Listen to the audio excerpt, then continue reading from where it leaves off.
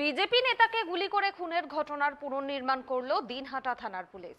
মাসখানেক আগে কোচবিহার জেলার দিনহাটা থানার অন্তর্গত শিমুলতলায় খুন হন বিজেপি নেতা প্রশান্ত রায় বসুনিয়া।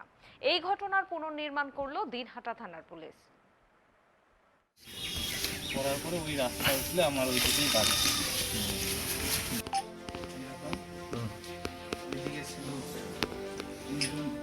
এই বলিস না, নাম বলিস না, নাম বলিস না, কে ছিল? হ্যাঁ ঠিক আছে, একজন এখানে বসেছিল।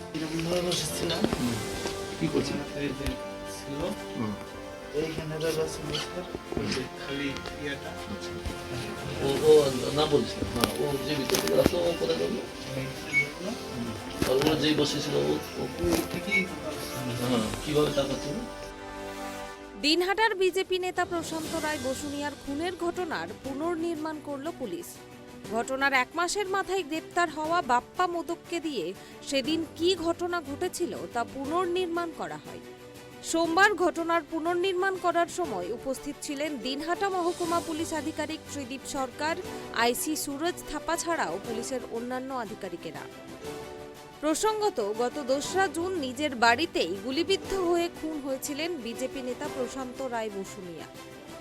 এরপর থেকে ভোটের মুখে এই খুন নিয়ে তৃণমূল ও বিজেপির মধ্যে অভিযোগ পাল্টা অভিযোগকে ঘিরে শুরু হয় রাজনৈতিক চাপানুতোর। দফায় দফায় বিজেপি নেতৃত্ব দেখা করেছে প্রশান্তর পরিবারের সাথে। প্রশান্তর পরিবার এবং বিজেপির পক্ষ থেকে সিবিআই তদন্তের দাবিও জানানো হয়। গত 2 দিন আগে রাজ্যপাল সিভি আনন্দ বোস দিনহাটা সফরের সময় প্রশান্ত রায় বসুনিয়ার পরিবারের সাথে সাক্ষাৎ করেন। সেই সময় রাজ্যপালের কাছে প্রশান্ত রায় বসুনিয়ার মা সুচিত্রা রায় বসুনিয়া সহ পরিবারের লোকেরা সিবিআই তদন্তের দাবি জানান। সে তো সম্পূর্ণ চিত্র তুলে ধরলো সেদিনকার, এবং আপনি জানতেন, আপনি বলেছিলেন। আমি জানি না, আমি জানি না। আমি এমনি ওদের কত ছেলে আসে আমি অত চিনিও না, সবাইকে চিনিও না।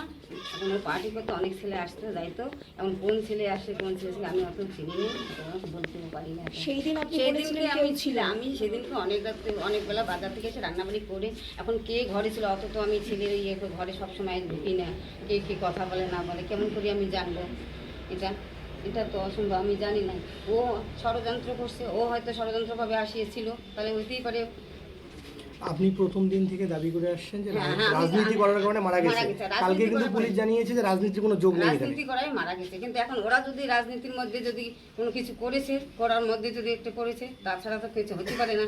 এতদিনই ছিল না, ওরা নিশ্চয়ই ওদের সাথে ইনভলভ আছে অন্য রাজনীতির সঙ্গে, তার জন্য ওকে ইয়ে করছে। হতেই পারে এটা রাজনীতির জন্য, তো একলাই ওরা ইয়ে না।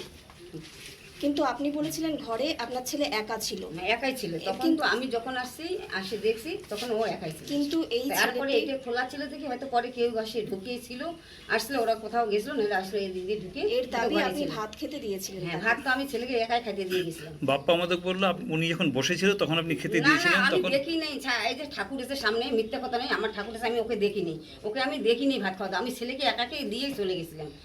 আমার মিথ্যা কথা কবো না, আমার সামনে কারা কারা পালিয়ে গেছিল? তার মধ্যে কি বাপ্পা আমাদের ছিল? আমি বাপ্পা আমাদেরকে দেখিনি, পালিয়ে যাওয়া দেখিনি, আমি বিছনায় কোনো ছেলেকে দেখিনি। তার আমি আপনাকে জেঠিমা করে ডাকছে, সম্পর্কটা হঠাৎ করে পরিচিত আগে ছিল, হয়তো আমাকে সম্পর্ক। আচ্ছা, আপনার সামনে আজকে 4 দিন বাড়িতে ছিল না, 4 দিন ছিল না, ওটা ওটা ভয়ে বলতেছে ছিল।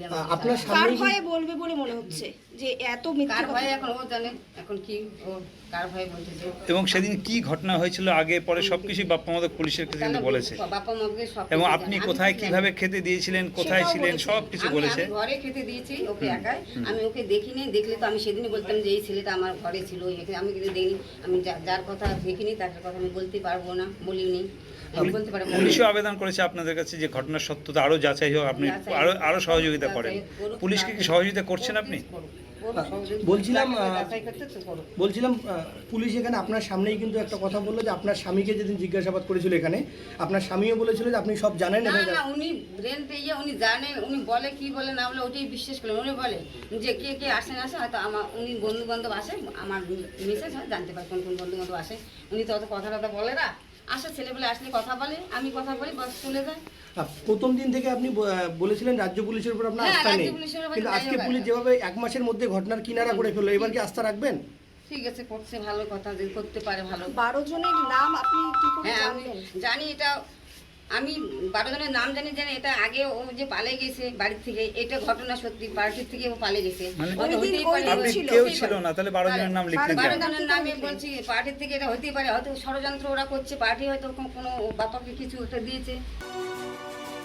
পুলিশ সূত্রে জানা গিয়েছে ধৃত বাপ্পা মোদক ওই দিন ঘটনাস্থলে উপস্থিত ছিল। তখন সেখানে আগ্নেয়াস্ত্র সহ 4-5 জন ছিল। নিজেদের মধ্যে কথা কাটাকাটির পর গুলি চললে প্রশান্ত বসুনিয়ার মৃত্যু হয়। বাপ্পা ঘটনার প্রত্যক্ষদর্শী। পুলিশ ধৃতকে সঙ্গে নিয়ে সেদিনের ঘটনার পুনর্নির্মাণ করে। যদিও বাপ্পা মোদককে দেখেনি বলেই এদিন জানান মৃতের মা। কোচবিহার থেকে অমিত সরকারের রিপোর্ট, ট্রাইব টিভি।